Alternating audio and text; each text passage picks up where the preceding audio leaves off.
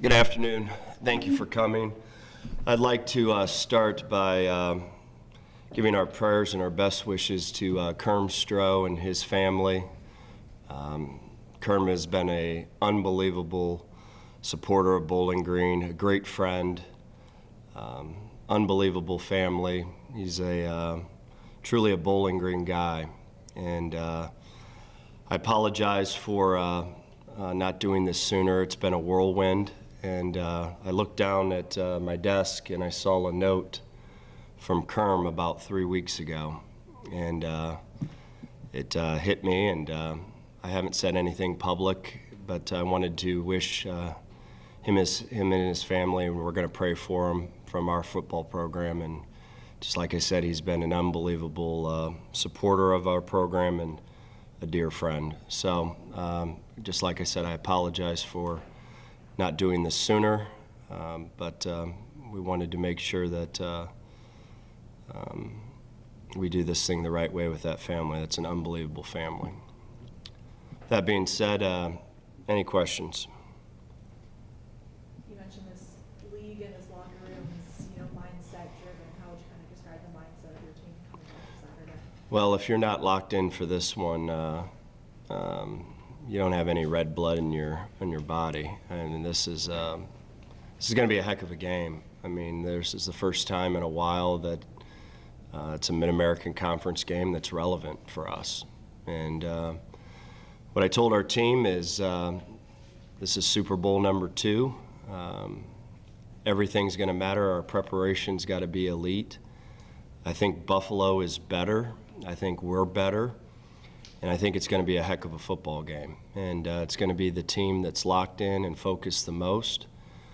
We're finally in a position. I've been telling our players for the last 4 years that whenever you're in big football games and ones that matter, it generally comes down to 2 or 3 plays. And I think will be one that will come down to 2 or 3 plays. I think Mo's done a great job with their team. They've built the defensive front the way it's supposed to be built. I think their back end is excellent. I think Cole Snyder's playing good football right now. We recruited him. He's a good kid, and he's got some wide receivers that are excellent. I think their offensive line is beyond good enough in this league, and they've got running backs. So it's going to be a great matchup. I think it's an even matchup, and it's going to be the team that takes care of the ball the best. It's going to be the team that makes the less mistakes, the team that handles the no-talent issues. And it's going to come down to 1 or 2 big plays. I know it's only week 2, but you mentioned obviously this being a relative game for you guys, a relevant game rather. But obviously these guys haven't been in this position before. Obviously it was the first MAC opener win since 2015. How are you seeing these guys kind of approach this game this week, knowing that they started MAC 1-0? Yeah, we've been building the mindset of what this 8-week, 7-week stretch is going to be, and we're going to take one at a time. And we knew that we had to get by Akron, and after watching the tape, I felt very almost the same as I did after the game. We let a lot of opportunities slip by, but I truly, honestly believe last year's team and the one prior to that, we would have found a way to lose, and we found a way to win this time. And it's huge for our football team. And this week, they know that they're walking into a really good opponent, and I think they'll be laser focused. I think they'll practice their tails off. I think Buffalo will do the same. I really do. I think it's going to be a really good football game in the Doit, and I'm hoping that all the students, all the faculty, all the members of our community come to this game, because it's going to be a really good football game. I did want to ask, because you did mention that on Saturday that you felt years past that you guys would have lost that game, but this team found a way to win. Is that just a testament to this bond that this team has, or? We're a little bit older, a little bit wiser, a little bit more focused. So. Yeah, I think we really learned our lessons when we've been down 14. I've always said a good football team always finds a way to be down 14 and find a way to win, and we did that against Marshall. So We got to play really well in this game, plain and simple. I mean, there's no secrets about it. You know, we got to protect the ball, we got to block really well, we got to tackle, and find a way to make one more play than them. Coach Matt has 12 touchdowns in his last 3 games. He's playing some of the best football in his career. What strides have you seen him make here? Well, we knew that, I've said it from the get-go, even whenever things were bad in terms of not being able, I think we've thrown more touchdown passes in 3 or 4 games than we have in last year, I want to say. But Matt's a good player, and Matt went through a really difficult situation in regards to we didn't have anyone to protect him, we didn't have anyone to throw to him, and or for him to throw to, and you know, he went through a learning curve that's really, really difficult. He established some bad habits through trying to make a play because we lacked some playmaker ability and we lacked some protection ability. And now we finally have got the line much better. The running backs are running well, and we've got receivers that can catch the football. And I've said it from the beginning, it's nice when you can throw a slant and the slant goes for 40 yards. So we finally have got some pieces of the puzzle that we're missing, and we're going to need every single piece of the puzzle this week to find a way to win this game. Everyone's got to play their best football, in my opinion. It's in the notes, but Matt over his last 10 games has over 2,000 passing yards and then 20 touchdowns and 2 interceptions. Do you think the team wasn't as locked in as you'd hoped they would be at that Akron game, and do you think that the team has learned something from that they can apply to Buffalo? Well, I think, you know, I've said this to our staff, and I think it's a difficult, I think it's difficult in today's world to, regardless what I say, what our coaches say, there's a cell phone right next to you. And, you know, they're reading what everyone else is saying and all that other stuff. And I think, you know, just like Coach Saban says, there's some poison out there.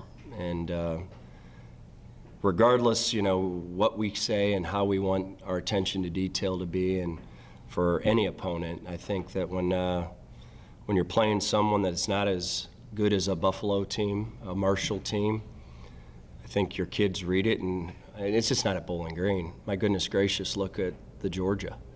Look at Kent State and Georgia. Look at Missouri and Georgia. You know, for me to sit here and say that I thought that Missouri would take Georgia down to the final quarter, no way. And I think their kids probably believe that too. You know, it's human nature right now because of the technology. It's human nature because of the phone. So we're really trying to preach to our kids, just like any coaching staff's trying to preach right now, is to stay away from that. You know, listen to what's being said in this building, be locked into what we're doing in this building, and, you know, stay away from the noise if it's bad or if it's good. So, but to answer your question, you know, I don't think our attention to detail was as good as we wished last week, and I don't think the intent was bad. I just think that we're fighting at times an uphill battle because of social media and everything else. So I don't think that'll be a problem this week, though. Talk about getting off the field after last week's game too, Coach, especially when you got the other team behind the sticks. What is it going to take for this defense to be able to get off the field on third down? Yeah, they got to get off the field on third down. You know, we're doing such good things on defense. We're sacking the quarterback. The run yardage isn't bad right now whatsoever, and it's those 3rd and 18s and 3rd and 17s and 3rd and 15s that statistically, you know, that's a 16% chance of occurring, and we got to get that down to, it is only 16%. And the 3rd and long defense, we're working on hard. We'll get it fixed. Eric's a smart guy, and they'll clean that up, and we're working on cleaning it up, and I think they've got a good plan for what we need to do on 3rd down and 11 plus. So I know that they're making some really good adjustments on the defensive side of the ball. So they're smart guys. They see the problem, and we get that shored up. You really feel better. You feel pretty good about how we're playing defensive football. So they're working on it, and they'll clean it up. They're great coaches. They'll teach it, and we'll clean it up. Coach, talked a little bit Saturday about the strides made in the running game. Can you kind of talk about how they seem to be better on Saturday than in past games? Yeah, I thought we knew walking into the season that our running back crew really had to step up. And after losing Stewart and then Jamal, we were down to just a limited amount of backs, and I thought they did great fighting through it. I thought Jamal Johnson coming back really put a spark on our run game also. But I give my credit to Jason Patterson, to TK, to Payshawn Wimberly. All those guys are highly accountable guys and have really held everything together while we're trying to get healthy and get everyone back. I know Jakari made his first start at Mississippi State last year, but you saw him on the field for the first time this season. Kind of what did you see with him and just the O-line in general and their play? With him in there, we're a different team. And from a leadership end, from a confidence end, we don't have to put Jalen in a position that he doesn't need to be in. And I thought Cade, whenever he was in there, did a really good job. I really do. But Jakari's just older. He's played a heck of a lot more football than any of our offensive linemen. He's the leader. He's strong as an ox. I mean, when he gets on someone, it's really hard for them to get off the block. So we're very, very happy that he's back, and we think our offensive line will just slowly but surely, week to week, improve. And we got a challenge this week. I think this defensive front is outstanding. I think they've done a really good job recruiting D linemen. They traditionally always have at Buffalo.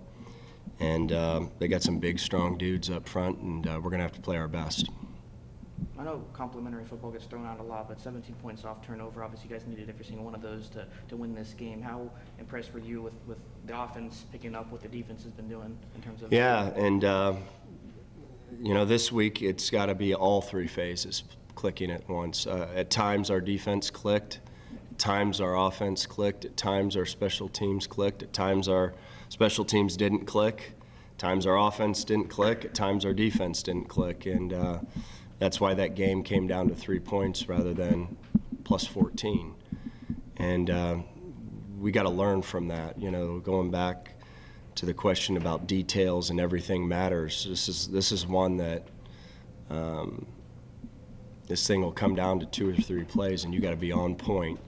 You never know when those 2 or 3 plays are going to occur. It could happen on the first play of the game. It could happen on the last series. You just never know when they're going to show up, and you got to be locked in and be able to answer the bell whenever those 2 or 3 plays come along. Any more questions? What special challenges does Buffalo pose to you? They talked about finding a way to win. They certainly did last week against Miami, and they put 51 against Houston. Yeah, they're good. Just like I said, I think they're similar to us in terms of they've improved immensely. I think we've improved immensely.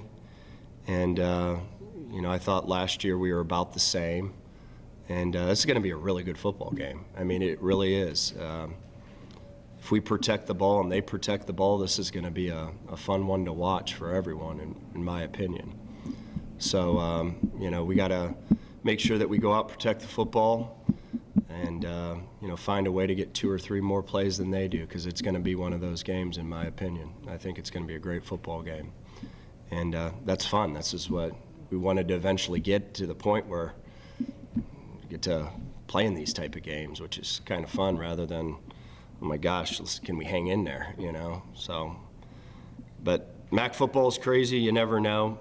Anything can happen. Look what happened with Northern and Ball State. You just never know. So we got to worry about our mindset, our attitude, how we approach the game, our focus, our intensity, and then let it rip, and what happens, happens. Be confident through our preparation.